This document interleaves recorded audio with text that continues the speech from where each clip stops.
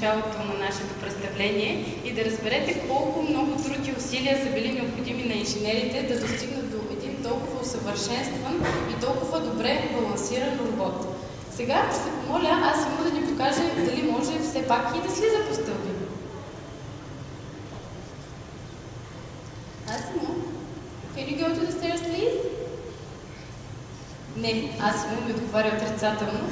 Това не е защото се чувства замаян от качването по стълби или нещо друго, а просто защото му е необходимо време да разпознае маркировките по стълбите и да направи такава позиция, че да е сигурен, че ще слезе възможно най-безопасно. Това е, което той прави в момента. Мисля, че вече се настрои.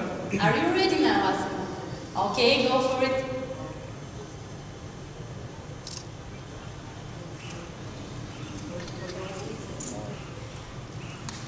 Well done, Asimo.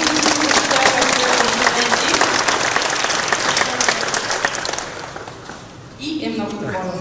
Asimo, I sincerely want to congratulate you on the great job you are doing here today.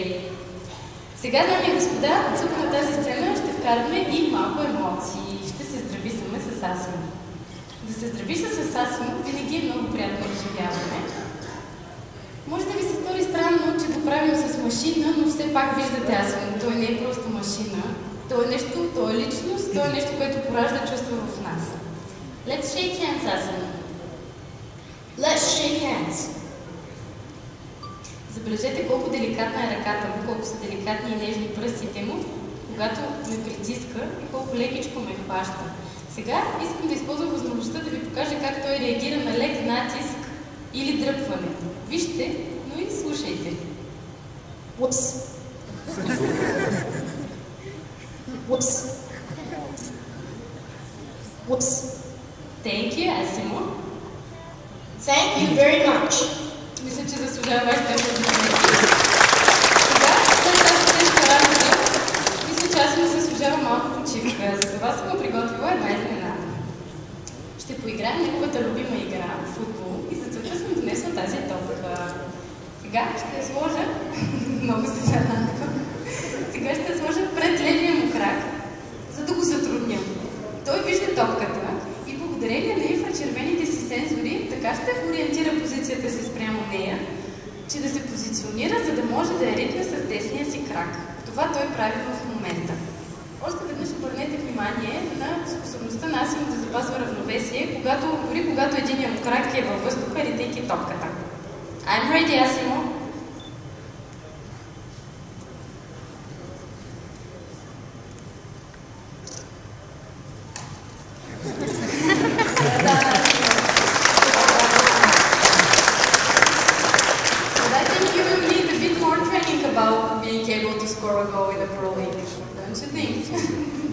Асимо малко ми се разсърди, но все пак трябва да значи, че той е изключително усъвършенстван робот. Най-усъвършенствения в света. Сега искам да ви се позная с малко техническа информация. Виждате, че Асимо се движи по време на цялото шоу, като изпълнява различни и сложни движения. Движението в роботиката се определя като степен на свобода. От английски degree of freedom. Асимо е оборудван с 34 степени на свобода.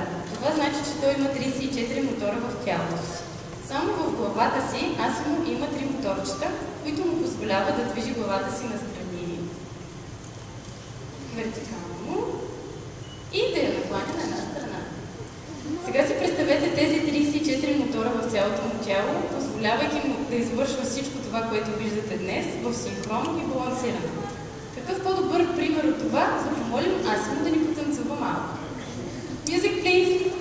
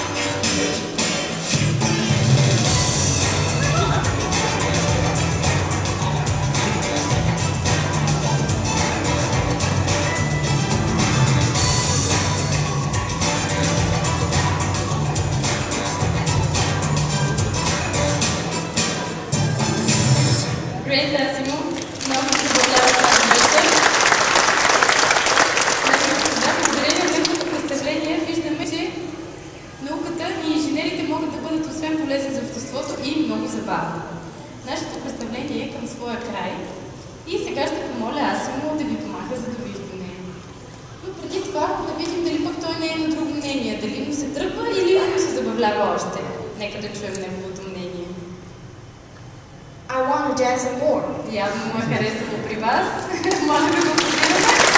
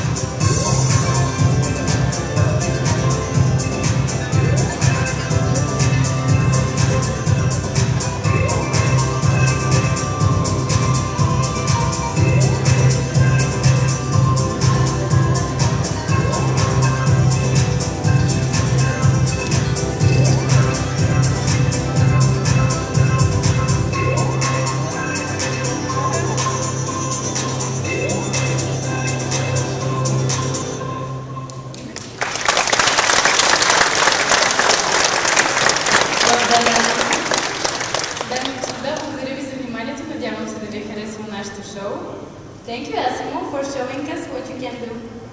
It was a pleasure. Goodbye, everybody. Hope to see you soon.